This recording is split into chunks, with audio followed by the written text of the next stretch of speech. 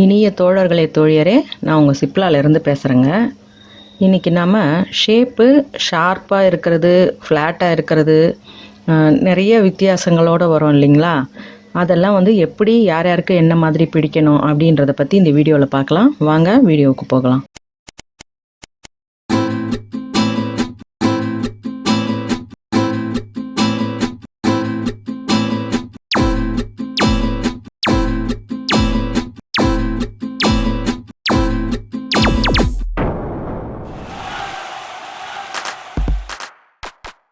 இப்போ ஒரு சிலருக்கு உடம்பு எல்லாமே சரியாக இருக்கும். ரொம்பவே அவங்களோட மெஷர்மெண்ட்டே ஒரு 32 33 தான் இடுப்போட சுற்றளவு இருக்கும். ஆனால் மேலே பார்க்கும்பொழுது பஸ்ட் அளவை பார்க்கும்பொழுது ரொம்ப ரொம்ப பெருசாக இருக்கலாம். அதாவது ஒரு 42 கூட இருக்கலாம். 10 இன்ச்சஸ் வித்தியாசம் அவங்களுக்கு அந்த பஸ்ட்டில் வரும். அதாவது இடுப்போட அளவை விடவும் அது நல்ல ஷேப்பான உடம்பாக இருக்கலாம். அந்த மாதிரி இருக்கிற பட்சத்தில் நீங்கள் அந்த ஒரு 40 அவங்களோட சுற்றளவு 40ன்னு எடுக்கிறீங்கன்னா கட்டாயமாக அதில் நீங்கள் 6 இன்ச்சை சேர்த்திங்கன்னா அவங்களுக்கு அந்த பஸ்ட்டு நீங்கள் பிடிக்கிற அளவு ரொம்பவே குறைஞ்சிடும். அதனால் ஒரு சிலர் நீங்கள் சுற்றளவு எடுக்கும் பொழுது கூட அவங்களோட சுற்றளவை ஆளை நிற்க வச்சு எடுக்கும் பொழுது, ப்ளவுஸில் எடுக்கும் பொழுது இல்லை, ஆளுங்களை நம்ம இன்ச் டேப்பில் அளவு பண்ணும் பொழுது இங்கே அதாவது ஆம்ஹோல் கிட்ட எடுப்பாங்க சில பேர். அது ரொம்பவே தவறான விஷயம். பஸ்டோட மேலே தான் எடுக்கணும். உங்களுக்கு புரியுதுங்களா? இந்த இந்த இடத்துல தான் நீங்கள் அந்த இன்ச் டேப்பை அவங்களுக்கு நீங்கள் சுற்றி எடுக்கணும். அப்போ தான் அவங்களோட பஸ்டோட அளவை உங்களால் சரியாக கணக்கீடு பண்ண முடியும். மேலே எடுத்தீங்கன்னா ஆம்ஹோல் கிட்டக்க, அதாவது 2 கைக்கும் நடுவில் கொடுத்து சில பேர் தவறுதலாக எடுப்பாங்க. அந்த மாதிரி எடுக்கக்கூடாதுங்க. உங்களுக்கு பஸ்டோட அளவு கரெக்டாக வேணும்னா இங்கே தான் நீங்கள் சென்டர் அந்த டாட்டோட எண்டிங் பாயிண்டில் நீங்கள் அவங்க உடம்புல சுற்றி எடுக்கலாம். அளவு ப்ளவுஸ் கிடச்சிருச்சுன்னா அது வேறு விஷயம். நீங்கள் அளவு ப்ளவுஸ் வச்சு எடுக்கிறது வேறு. சரிங்களா? இப்போ ரொம்ப ஷார்ப்பாக வேணும் அவங்களுக்கு, அந்த பஸ்டோட அளவு பர்ஃபெக்டாக அமையணும் அப்படின்னு சொல்லும் பொழுது நீங்கள் எப்போவுமே நமக்கு டாட்டோட கீழ்பாகத்திலேருந்து பார்க்குறத விட அந்த டாட்டோட எண்டு எங்கே முடியுதுன்றத நீங்கள் ஷோல்டர்லேருந்து கணக்கு பண்ணிங்கன்னா தான் கரெக்டாக வைக்க முடியும். சரிங்களா? இப்போ செஸ்டோட அளவு நம்ம மேலேருந்து பார்க்கும் பொழுது மேலே நம்ம இங்கே ஷோல்டர் பிடிக்கிறதுக்காக ஒரு 1/4 இன்ச்சை விட்டுட்டு அங்கேருந்து நம்ம இதை எடுத்துக்கிட்டு வந்தோம்னா கட்டாயமாக ஒரு 10.5 இருக்கும். இது பெரிய பஸ்ட் இருக்கிறவங்களுக்கு தான். வேறு சின்னவங்களுக்கெல்லாம் வேறு விதமாக பிடிக்கணும். நான் அதெல்லாம் ஒன்று ஒன்றா சொல்கிறேன். இப்போ இங்கேருந்து நீங்கள் அவங்களுக்கு அளவு ப்ளவுஸ் இருந்தால் அதை அப்படியே வச்சு எடுங்க. அளவு ப்ளவுஸ் இல்லை அப்படின்ற பட்சத்தில் இங்கேருந்து நம்மளோட கொக்கிப்பட்டி ஸ்டார்டிங்கில் இருந்து இந்த இடத்துல 4.75 வரணும். 4.75 வந்தால் ரொம்பவே சரியான அளவாக இருக்கும். 4.75க்கு தாண்டாதீங்க, அது ஷேப்பு ஒதுங்கிடும். அதனால் சரியாக ஒரு 4.75. சரிங்களா? இப்போ இந்த 4.75வை நீங்கள் பாயிண்ட்டை எடுத்துக்கிட்டு கீழேயும் அதே டாட்டை வைக்கிறீங்க. இப்போ வச்ச பிறகு இந்த இடத்துல நீங்கள் எவ்வளோ பிடிக்கணும் அதுதான் இதில் ரொம்பவே முக்கியம். இப்போ இது ரெண்டையும் சமமாக நீங்கள் வச்சிடணும். நம்ம அதிகபட்சமாக 1.25 1.5 அப்படி தான் பிடிப்போம் இல்லைங்களா? இந்த மாதிரி பெரிய டாட்டா இருக்கும் பட்சத்தில் அவங்களுக்கு 1.25லேருந்து 2 வரைக்கும் வைக்கலாம், தாராளமாக வைக்கலாம். நீங்கள் இந்த 2ன்னு வைக்கிற அளவை அது சரியாக நீங்கள் இந்த ஸ்டார்டிங் பாயிண்ட்டை கணக்கு பண்ணி வச்சிங்கன்னா தான் வரும். நீங்கள் தப்பாலாம் வச்சிடாதீங்க. 2 அல்லது இன்னமுமே பெருசாக இருக்கிறவங்களுக்கு 2.25 வைக்கலாம். அப்போ நீங்கள் இது பண்ணும்பொழுது இந்த இடம் கட்டாயமாக சுருங்கிடும் இல்லைங்களா? இந்த சுற்றளவு சுருங்கிடும். அப்படி சுருங்கும் பொழுது உங்களுக்கு ரொம்ப அதிகப்படியாக துணி தேவைன்றதுனால தான் இந்த முன்னாடி மட்டும் நீங்கள் அதிகப்படியாக வைங்க. இப்போ இதை நம்ம தச்சு பார்க்கலாம். இதுக்கு தான் நாட்ச் போட்டுக்கணும். நம்ம நாட்ச் போட்டோம்னா சரியாக அந்த துணி நம்ம எடுக்கும் பொழுது நகர்ந்தாலும் நம்ம கரெக்டாக அந்த இடத்துலையே வச்சு தைக்க முடியும். இப்போ உங்களுக்கு டாட்டு எண்டிங் இங்கே இருக்குது இல்லைங்களா? இந்த பாயிண்ட்டு எண்டோட பாயிண்ட்டு இங்கே இருக்குது. நீங்கள் சரியாக அந்த பாயிண்ட்டுக்கு நேராக வரணும். இதுதான் ரொம்ப முக்கியம். நிறைய பேர் அதை தவறுதலாக பண்ணிவிட்டு என்ன பண்ணுறதுன்னு தெரியாமல் ரொம்ப கஷ்டப்படுவாங்க. இதை நான் வந்து உங்களுக்கு முன்னமே கூட ஒரு தடவை சொல்லி கொடுத்துருக்கேன். அதாவது நீங்கள் இந்த ஷேப்பை சரியாக உங்களுக்கு அந்த ஒரே இதுவாக வரணும், அந்த நேர்கோட்டில் வரணும். நீங்கள் வளைஞ்சு அல்லது இப்படி ஒரு சிலர் வந்து அப்படியே ரொம்ப இப்படியெல்லாம் பிடிப்பாங்க. இப்படியெல்லாம் பிடிச்சா ரொம்ப கட்டாயமாக அது வந்து ரொம்ப தப்பாக தான் வரும். அந்த ஷேப்பு போடும் பொழுது வேறு மாதிரி இருக்கும். அதாவது கீழே வந்து ஒரு மாதிரி 2 பக்கமும் அப்படியே இழுத்த மாதிரி இருக்கும். இந்த டாட்டோட எண்டு ஒரு மாதிரி இருக்கும். அதுக்காக உங்களுக்கு ரொம்ப சுலபமான வழி, நீங்கள் ஒரு ஸ்கேல் எடுத்து அந்த எண்டிங் பாயிண்ட்டையும் ஸ்டார்டிங் பாயிண்ட்டையும் அப்படியே நேராக ஒரு கோடு போட்டுக்கோங்க. அது உங்களுக்கு ரொம்ப சுலபமாக இருக்கும். கோடு போட தேவையில்லை, ரொம்ப ஸ்ட்ரைட்டாக போட முடியும் அப்படின்ற கான்ஃபிடென்ட் இருக்கிறவங்க நேராகவே போடலாம். இப்போ பார்த்தீங்கன்னா உங்களுக்கு எவ்வளோ வித்தியாசம் இருக்குது பாருங்கள். அது மாதிரியெல்லாம் போடவும் கூடாது, வளையக்கூடாது. தையல் வந்து இந்த இடத்துலலாம் எந்த இடத்துலையுமே வந்து வளைஞ்செல்லாம் போடக்கூடாது. அதாவது வளைஞ்சுன்னா இப்படி அப்படி எஸ் கட்டிங் மாதிரிலாம் அப்படிலாம் வளைச்செல்லாம் போடக்கூடாது. சரிங்களா? இப்போ இந்த ஸ்ட்ரெயிட்டாக நம்ம போடும் பொழுது உங்களுக்கு இந்த இடமே வந்து உங்களுக்கு ரொம்ப எடுப்பு அதிகமாக இருக்கும். சரிங்களா? இந்த இடம் வந்து ரொம்ப கூர்மையாக எடுப்பாக இருக்கும். அப்படி இருக்கும் பொழுது நீங்கள் அந்த கீழே கட்சோலி பட்டி ஏற்றும் பொழுது கட்டாயமாக இந்த இடத்த நீங்கள் மடிச்சுக்கணும். ஏற்றும் பொழுது உங்களுக்கு மடிக்க வரலை அப்படின்னு சொன்னீங்கன்னா முன்னாடியே நீங்கள் இப்படி இந்த தையலோட கோடோட இந்த எண்டிங் பாயிண்ட்டு இப்படி வர மாதிரி வச்சு ஒரே ஒரு தையல் இப்படி போட்டுட்டிங்கன்னா அது தன்னால் உங்களுக்கு இப்படி உள்நோக்கி போயிடும். எப்பொழுதுமே நீங்கள் கட் பண்ணி விடாதீங்க. நிறைய பேர் வந்து தெரியாமல் வந்து இந்த எக்ஸஸ் பீஸை கட் பண்ணி விடுவாங்க. ஃப்யூச்சரில் நமக்கு கொஞ்சம் பிரிக்கணும் அல்லது ஷேப் வந்து ரொம்பவே பெருசாக இருக்குது, சின்னதாக ஆக்கணும் அப்படின்னும் பொழுது இந்த இடத்துல நமக்கு துணி இல்லைன்னா பிரிக்கிறது ரொம்ப சிரமமாயிடும். அது வந்து கொஞ்சம் சரி செய்யவே முடியாத ஒரு ப்ராப்ளமாக ஆகிடும்.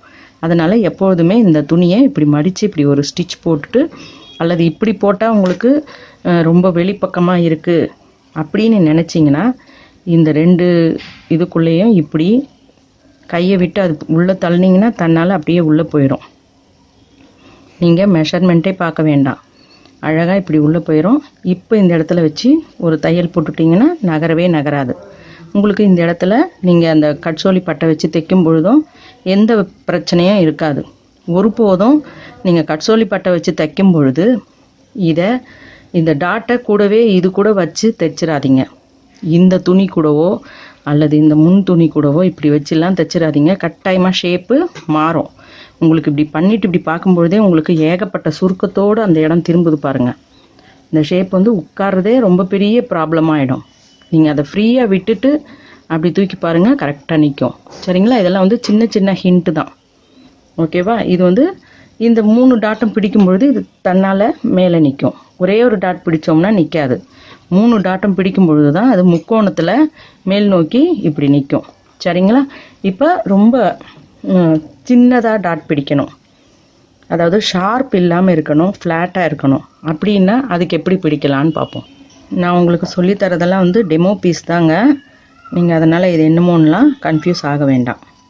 இது நம்ம பெரிய டாட்காக வச்ச அடையாளம். அதை நம்ம அழிச்சிட்டு இப்போ சின்னதாக, அதாவது ஆள் என்னமோ நல்ல போஷாக்காக தெரிவாங்க பார்க்குறதுக்கு, ஆனால் பஸ்ட்டு மட்டும் ரொம்பவே இருக்கிற உடம்பு அளவை விடவுமே ரொம்பவே கம்மியாக தெரியும். சரிங்களா? அந்த மாதிரி இருக்கிறவங்களுக்கும் நீங்கள் கட்டாயமாக வந்து அவங்களுக்கு இந்த கட்டோட அளவு, கட்சோலியோட கட்டோட அளவு ரொம்பவும் அதிகமாக வராது. இது வந்து பெரிய பஸ்ட் இருக்கிறவங்களுக்கு தான் இந்த மாதிரி இந்த 14.5, 13, 13.5 அந்த மாதிரியெல்லாம் வர்றதெல்லாம் பெரிய பஸ்ட் இருக்கிறவங்களுக்கு. ரொம்பவே இப்போ சின்ன பஸ்ட்டாக இருக்கிறவங்களுக்கெல்லாம் கட்டாயமாக 13க்கு மேலெல்லாம் வர்றது வாய்ப்பே கிடையாது. சரிங்களா? இப்போ இதுதான் 13 அளவுக்குன்னு நம்ம வைக்கிறோன்னு வச்சுக்கோங்க.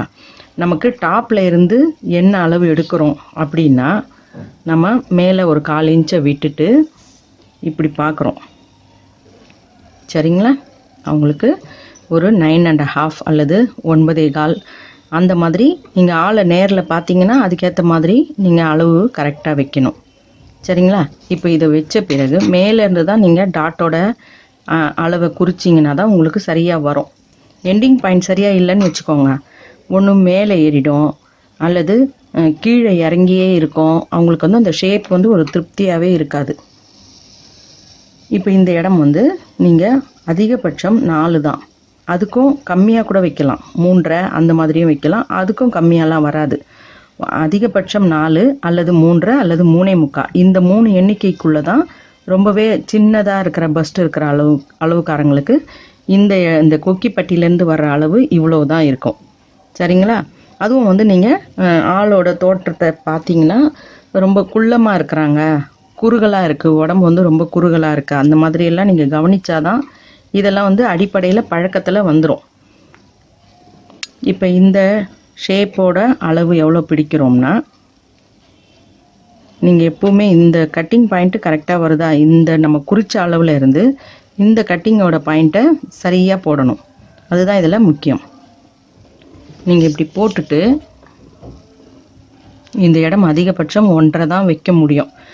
அந்த மாதிரி இருக்கிறவங்களுக்கு 1.5 அல்லது 1.25. அதுக்கும் வந்து ரொம்பவும் இப்படியெல்லாம் ரொம்ப ஒன்றெல்லாம் வச்சிங்கன்னா ரொம்பவே இருக்கிற இதுக்கு கொஞ்சம் மோசமாக இருக்கும். அவங்களுக்கு கொஞ்சம் நம்ம ஓரளவுக்கு பார்வையாக தெரிகிற மாதிரி ஒரு எடுப்பு வச்சு தைக்கணும் அப்படின்னும் பொழுது 1.25 அல்லது 1.5 அப்படின்னு வச்சு நீங்கள் அந்த இடத்த தைக்கணும். சரிங்களா? இதுக்கும் நீங்கள் அதே மாதிரி நேராக தையல் உங்களால் போட முடிஞ்சால் போடுங்க, அல்லது ஸ்கேல் வச்சு அந்த இடத்த நீங்கள் சரியாக வரைஞ்சிக்கிட்டு போடுங்க. அந்த தையல் போடும் பொழுது உங்களுக்கு நேராக இருந்தால் தான் ஷேப்பெல்லாம் ரொம்பவே கரெக்டாக வரும்.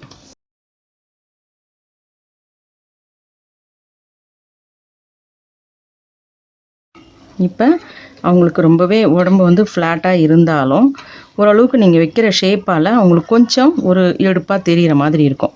உங்களுக்கு பெரிய ஷேப்புக்கும் இதுக்கும் வித்தியாசம் தெரிஞ்சிருக்கும்.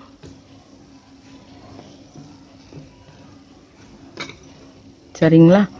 இது வந்து அந்த அளவுக்கு தூக்கலாக வரல பாருங்கள், கீழவே தான் இருக்குது. இது நல்ல தூக்கலாக இருக்குது. அப்படின்னா நம்ம பிடிச்ச இந்த இடத்தோட அளவு தான் அந்த தூக்கலாக வர்றதுக்கு காரணம். அடுத்து எப்பவுமே சில பேர் வந்து ஷேப்பு ஒரு தோழி கேட்டிருந்தாங்க, நான் எப்போ பிடிச்சாலும் ரொம்பவே ஷார்ப்பாகிடுது, அது மாதிரி இருக்கும் பொழுது எல்லாருமே வந்து கம்ப்ளைண்ட் பண்ணுறாங்க. சில பேருக்கு பிடிக்காது இல்லைங்களா? சில பேருக்கு பிடிக்கும், சில பேருக்கு பிடிக்காது. அதனால் அது சங்கடமாக இருக்குது, அது எப்படின்னு சொல்லுங்கன்னு சொல்லியிருந்தாங்க. அந்த மாதிரி இருக்கிறதுக்கு நம்ம வழக்கமாக வைக்கிற மாதிரி நீங்கள் என்ன அளவு எடுத்திருக்கீங்களோ அந்த மாதிரி ஆளுக்கெல்லாம் நீங்கள் இப்போ இங்கே தான் டாட் பிடிக்க போகிறீங்க அப்படின்னு சொல்லும் பொழுது இந்த மாதிரி அதாவது ஷார்ப்பு வேண்டாம் அப்படின்னு நினைக்கிறவங்களுக்கு மட்டும்தான் இது. சரிங்களா? இப்போ நீங்கள் இந்த அளவு போடுறீங்க. இந்த தையலை மட்டும் நீங்கள் கொஞ்சம் மாற்றம் செய்யணும் இந்த இடத்துல. எப்படின்னா, நீங்கள் ஸ்டார்டிங் பாயிண்ட் எல்லாம் கரெக்டாக வாங்க, இந்த முடிக்கிற இடத்துல மட்டும் ஒரே ஒரு சின்ன மாற்றம், அதை செஞ்சிங்கன்னா அந்த ஷார்ப்பு வராது. அதாவது தையலை நீங்கள் கொண்டு வரீங்க, ஷார்ப்பாக முடிக்காமல் கொஞ்சம் ஒரு 3-4 தையலை மட்டும் ஒரே நேர்கோட்டில் கொண்டு வந்து முடிங்க. இது உங்களுக்கு தெரியுதா? இப்போ நம்ம வச்ச அளவு இது. அதுக்கப்புறம் ஒரு 3-4 தையலை மட்டும் அப்படியே நேர்கோட்டிலேயே கொண்டு வந்து முடிக்கிறேன். அங்கேருந்து நம்ம கொண்டு வரும்பொழுது இந்த ஷார்ப்பில் வந்து முடிக்காமல் கொஞ்சம் நேராக வந்திருக்கேன். உங்களுக்கு இது தெரியுதா? இப்போ இந்த தையலுக்கும் உங்களுக்கு வித்தியாசம் தெரியும். இது அங்கே ஸ்டார்ட் பண்ணி கரெக்டாக இந்த பாயிண்டில் வந்து வெளியே வந்துருச்சு, தையலோட எண்டிங் வெளியே வந்துருச்சு. ஆனால் இது பாருங்கள், இந்த இடத்துல முடிகிற இடத்துல வெளியே வராமல் அதுக்கப்புறமா மேற்கொண்டு ஒரு 4 தையல் அப்படியே நேர் பாதையில் ஓட்டி வெளியே எடுத்திருக்கேன்.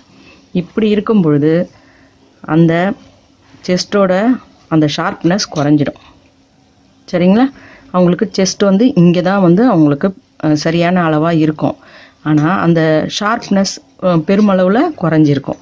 சரிங்களா? இந்த மாதிரி ஆட்களுக்கு அதை பிடிக்காதவங்களுக்கு இப்படி தைக்கலாம். ஓகேவா? அது கொஞ்சம் ஃப்ளாட் ஆக்கி காட்டும். சரிங்களா? அதுக்கப்புறம் இப்போ இது கிராஸ்ன்னு வச்சுக்குவோம்.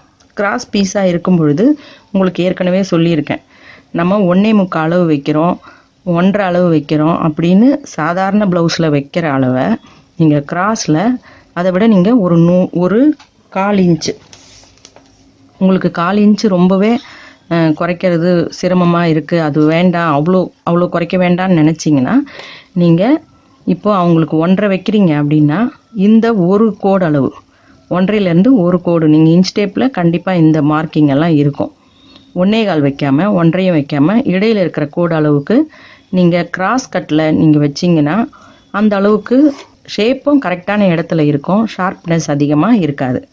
சரிங்களா? இவை தான் வந்து உங்களுக்கு நான் கொடுக்குற சின்ன சின்ன டிப்ஸ்.